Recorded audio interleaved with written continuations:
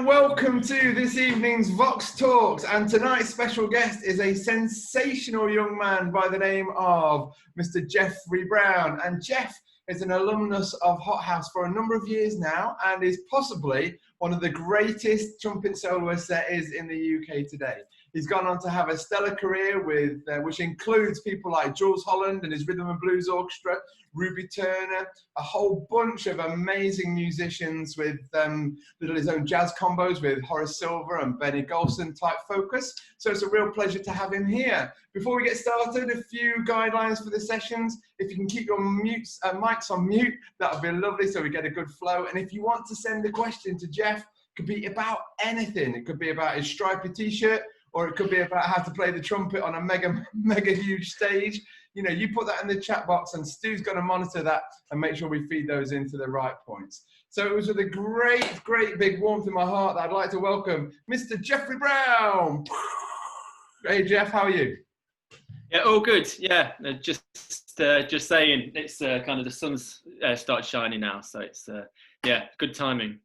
Good timing. I'm picking up as well. So the purpose of these chats is to try and, you know, give the mums and dads of Hot House an idea of the value of a Hot House education and how that might have helped you in your journey to where you are, but also, you know, how the things that you've learned along the way you can then feed back into the mums and dads about, you know, a bit of good advice really. So if you wouldn't mind, could you just start off with a little bit of who you are, what you do, and maybe the journey on how you got there, you know, school, college, you know, your first big gigs? Yeah, so I grew up in Derbyshire, and I think I was with the kind of first-ish kind of Hot House cohort back in about 2002, 3 or something like that, was it? I can't even remember. It's like way back then, I think. Started coming along with the rehearsals on a Friday night, and at that time there was no other real avenue for kind of improvising and jazz that I could find anywhere, so it was great. I knew I wanted to do that, and I'd been frustrated playing in kind of brass bands, and although they were great, I wanted to experience improvising, and it was through Hot House where I had a chance to do that. So yeah, I started turning up for those rehearsals, and then John became my trumpet teacher, and we worked on improvisation, all that kind of thing. I remember particularly, actually, I was thinking about this afternoon. We did a Saturday morning jazz thing for a year, which really helped me at the time, because although I loved kind of just giving it a go and playing what I could, it was really nice to kind of go through the basics of jazz improvisation that we did, the kind of guide tone things and looking at the chords and all that sort of stuff. So yeah, I did Emmy Joe, as it was at the time, Hot House, for right up until I went to college. And it was John that kind of pushed me into doing the Junior Academy jazz course, which I did on a Saturday afternoon with Nick Smart, who was doing it at the time, who's now the head of jazz at the Academy, and I still see Nick from time to time. He's a great musician. And then from there, I went on to study jazz at Trinity.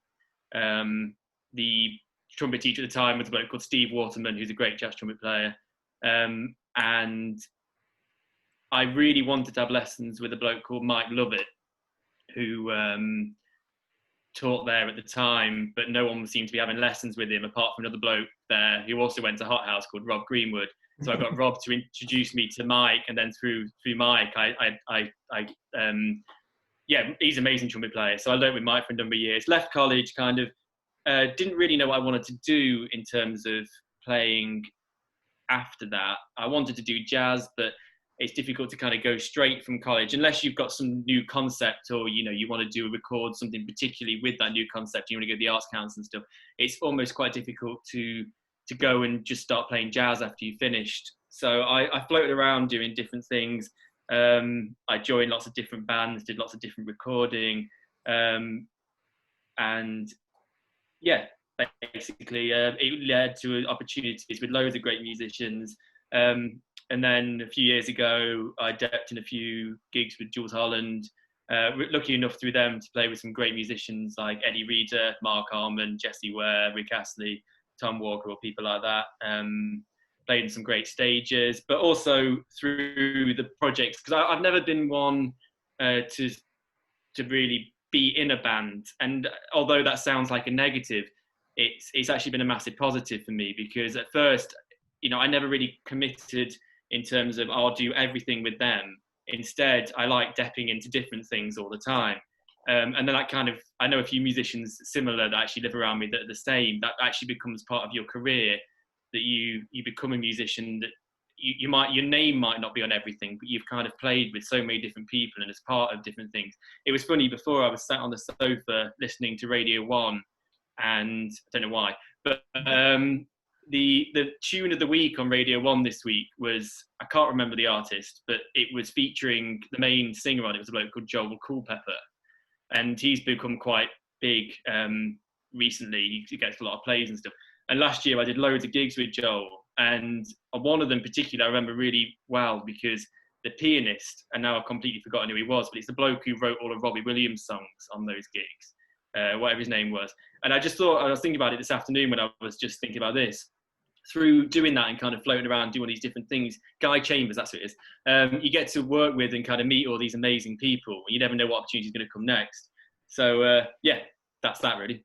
That's amazing, man. And I always remember you being possibly one of the most intelligent people that we've ever had, to go into music. You were great at the piano, great at the composing, the arranging, the writing, not just in jazz, but in classical. You could extemporize in classical on piano and trumpet. And what sort of things were you doing before lockdown hit? Were you doing a lot of playing? Were you doing a lot of arranging? What was your thing? Well, yeah, I mean, I decided this year, because last year I was mainly doing because I kind of dip in and out of the duals thing, and last year I was doing that all the time. This year, and then the lockdown started, and I wasn't doing so much depping with that, and I just thought, well, I wanted to get into. First thing that happened was someone asked me to write a big band chart, and I've not attempted anything like that for years, and I've not actually done much of it yet. But I really wanted to get into that. So that's kind of top of my list at the moment. And then the other thing that I found, which was really nice, was I'd already started this Benny Golson project and stuff, so I was enjoying improvising and kind of listening to all that music. But the other thing that I found was that I just really enjoyed listening to all those records again that maybe I hadn't listened to for a long time. So, and actually on my record player as well. So, and not just listening, but actually listening. So not having it on in the background where I'm playing the PlayStation or, Football Manager or something ridiculous, but actually sitting on the sofa and putting on Keith Jarrett, The Melody at Night with You, and actually listening to what's going on. And I've really enjoyed that, because normally the only time I ever do that is when I get in from a gig at 4 a.m, having to traveling 60 miles from the middle of nowhere, and I just need an hour just to think about my life before going to bed. But no, it was really nice just to actually listen to that music properly. It's good. Yeah, man.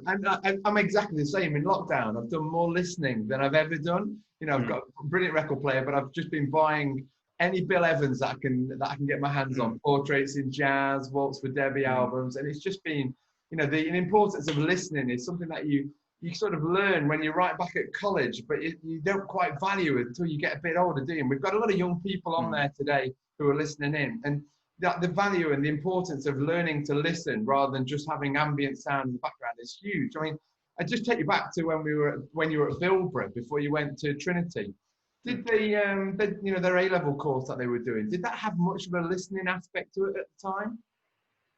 Yeah, it did. The guy that was there at the time, I don't know if he still is or not, a bloke called Simon Lee. He was great.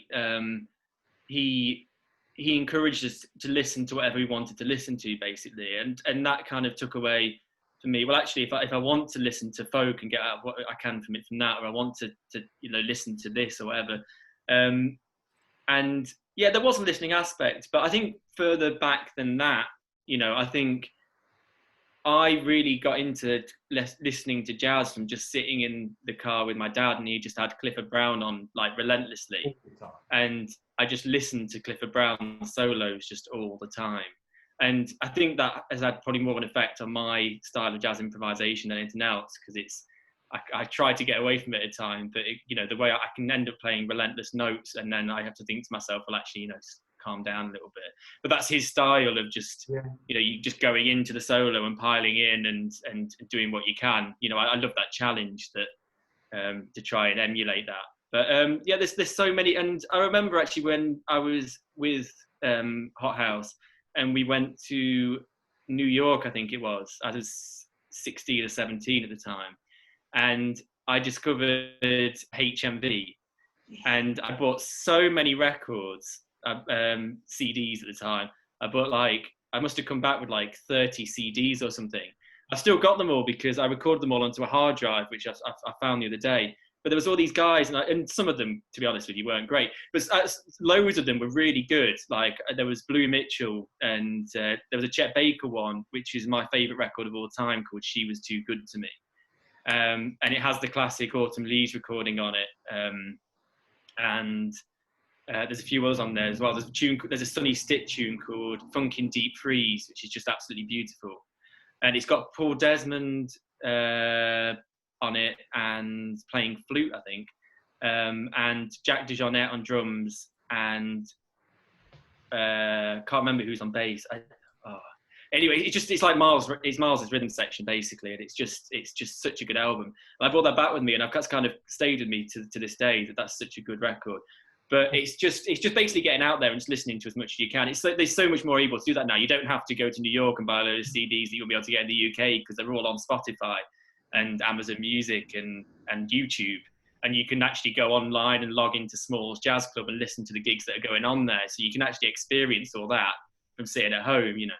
Yeah, it's epic, man. It really is. And, you know, actually, we've had a couple of really nice questions come through, which I can link to perhaps your time at Trinity, really, because I know we, you know, did the Royal Academy, Junior Jazz Academy, but then you went to Trinity, and there were 4 years there. And I think the fourth year is quite tough with their criteria on how they mark you, redefining tonal harmony and things. But Ben wants to know, you know, have you got any advice if somebody wants to follow in your footsteps? You know, would you do anything differently? And Eleanor would like to know, do you know, all the gigs that you do now, do you still play for fun, or is fun for, you know, every gig, or is there special things that you do which are just friends, you know, like the pub gigs? So, you know, through your time at Trinity, how does all that hang together? So yeah, the Trinity thing, there was, at the time it was structured so that each year had a different quality, and I think by the time I got, it's different, slightly different course now, under I think it's Hans Koller who does it now. And at the time it was Simon Purcell, and it was very structured that each year you experienced a different bit of jazz. And I think actually I was a bit confused by the time I got to what my final recital as to actually what I wanted to do. And it was a bit of a dip into many different styles. Would I do anything differently? Yeah, I mean, I left college and I really started to learn how to become a musician, I think, after that, because there was so much information thrown at me and in such a short time. And I tried so many different things, which in my way I don't regret, because I at college I tried everything and I went into everything full force. So we had Baruch Shmuel for rhythm classes, and I did it. And we did this free improvisation, and I went for it, I did it, but I didn't actually concentrate on any particular thing or try and achieve anything from that. So it was very much a case of when I left college, I thought to myself, well, actually, what do I want to do with this? And the first thing that I did actually was sit down with the trumpet and try and work really hard on my technique.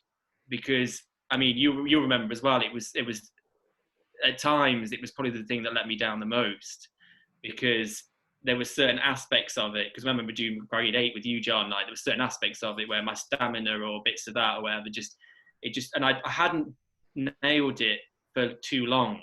So I sat down with Mike, and I carried on having lessons with Mike for a few years afterwards, and I kept on working on all these different things, and that's when I really started to grow as a trumpet player. But I keep drawing back on what I did at college this day. So my advice would be, yeah, go on, experience as much as you can, and have an idea in the end what you want to do, or don't, but afterwards accept the fact that you may want to concentrate on one particular thing, or have an idea of what that might be.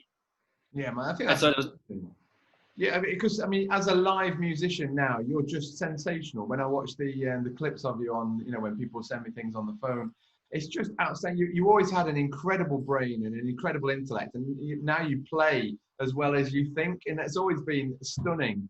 Do you get those moments, you know, like Eleanor asks for, where you can just play for fun? You know, what is your fun type gig, your type of music? Yeah, I do, to be honest. I'm lucky that I live around a lot of other musicians and things, so we do occasionally just play, and I think that's really important. I've found times during this lockdown where instead of just doing technique work on the trumpet, I've quite enjoyed just actually picking up for half an hour and just playing a C blues in a kind of Louis style, but for no real reason. But it just was fun, to try and emulate that or whatever. So yeah, I think it's really important to do that, and I don't think, you know, will you enjoy every gig you ever do? Well, you should try to, because you've got to go into it with that positive attitude. But I've been at times where in cold night in January, I've driven 7 hours to go and do a function in Cornwall, and then driven back the same night and had to stop and sleep for 3 hours on the M25. And that at the time doesn't seem as fun, but it's part of a story and it's part of your development. So you have to treat it that way. And yeah, I'm really lucky to have had the opportunities I've had. And as you say, I've always enjoyed improvising. So when I'm coming to do something that I enjoy, it will involve improvising, definitely. Yeah, and I think about a lot of the musicians we've had on, and some of them really like the recording, some of them really like the playing live, and some just like a healthy balance. Have you got a favorite bit that you really dig? Do you just love being in front of that stage and playing to all of those thousands of people, or is there something else that really gets you? No, what I like is being in a tiny jazz club and playing Whisper Not, Yes. and nobody else. But in that moment, I'll close my eyes and I'll start improvising, and it could go on for another 3 minutes, and I'll just be away with it. That's that, because in that point, I'm not thinking about what the chords are or what sound I'm trying to achieve. I've done all that in the practice room. That's the moment where I'm just trying to tune in with what the other musicians are doing around me, and it's so in that intimate kind of scenario when it's just 4 or 5 of you together, you can really achieve that. So that's what I really love doing. But at the same time, I love playing with other musicians. So I love the big things like the stadium things and stuff, because what the Jules thing gave me was an opportunity to go around playing in a big band with 2 other or 3 other trumpet players, which you very rarely get as a touring thing these days. It almost never happens. So, and those guys have been doing it for so long. It was great to play with them and discuss things with them and actually learn from them a bit as well. So yeah, I guess it's different things. But yeah, my ideal thing would be that. Yeah. Yeah, man, I'm with you all the way. Smalls or Village Vanguard, it's 3 o'clock in the morning, the late set. That's where it's all happening for me. Yeah. I'm going to take you back to maybe some challenges or life lessons, things that you've picked up along the way. For some people have been going on about, when they've had a knock, just to keep going or to be positive. The good always happens. That was one from Jack Dring. Very, very good. Anything particular that you can think of? Yeah, I think one thing that I had to kind of learn at college to begin with was, don't be afraid to sound bad if there's an end game. Like if you want to do an exercise and it doesn't work at first, don't be afraid for it not to work, because that's the whole point. We've all been there, we're all still there in some aspects, and you have to be able to go, right, well, that's not where I am at the moment, but that's where I want to be. So I think it's that thing of I've always been, when it comes to practice and all that kind of thing, I've always been a great believer in stripping things right back and seeing how you can, where starting from where you can improve things from the beginning again, which is why I love sometimes just getting the Visuti Book 1 out and just doing the long tones again, and just slowing things right back again, And the other thing that I would say is, when you're practicing, it's that old Winton thing. I remember years ago him saying it, of it's better to do 20 minutes practice but really feel tired by the end of it than do 4 hours but have achieved very little. And that's not an excuse to kind of go, right, well, I'll do 20 minutes practice a day. But what it is when you do these blocks of practice, sit there and really think about how it sounds. So it's not just sitting with the TV on doing some lip slurs. It's thinking exactly how each one of those lip slurs sounds, and how are you going up to the note, and then how are you coming down again? Is that the exact sound you wanted to achieve? And you don't have to do that all the time, but I think when you're doing your practice and when you you want to be really intense about it. I think that really helps, you know. Yeah, man, and great advice. And actually, when you go to college, this is one of the things that a few people have asked me. You know, if you're practicing in those little practice rooms, do you ever feel judged or self-conscious when you know, when you're there in your first year? Did that ever come across to you, or were you just so confident that that didn't really matter? I did feel self-conscious and I did feel aware, but I also wasn't afraid.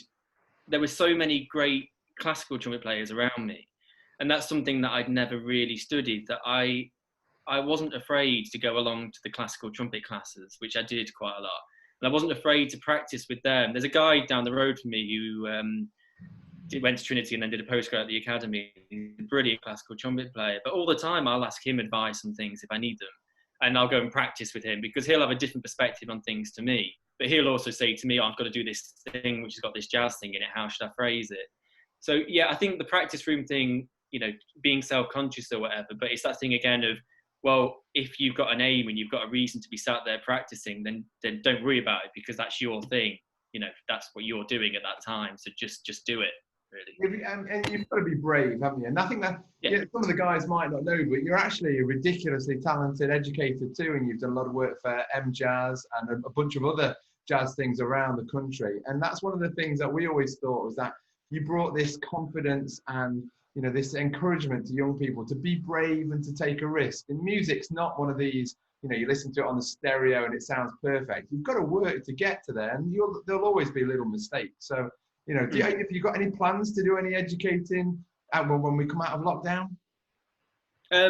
I mean, yeah, I love doing teaching. It's great. I teach at Brighton College, and I do a small trumpet group across the road from here. I just started a while ago. There's a church across the road, and I put a little thing up saying any trumpet players in the local area, if you want to come and play. I've got a couple of students that live nearby, and they come along. And now there's about 10 young trumpet players, and every week I arrange a new piece for it. And then they all just sit down and play this new piece, and then that's that one for that week, and then we do another one the next week and stuff. But there's people in there aged from 7 to probably about 67, and it's just about doing it, really. And you know, you sometimes you've got to throw things in front of people, and they'll go, oh, you know, I don't know that note, or I'm not sure how to play that, and it's just like, well, you'll just do what you can. Take it away and just try, just give it a go.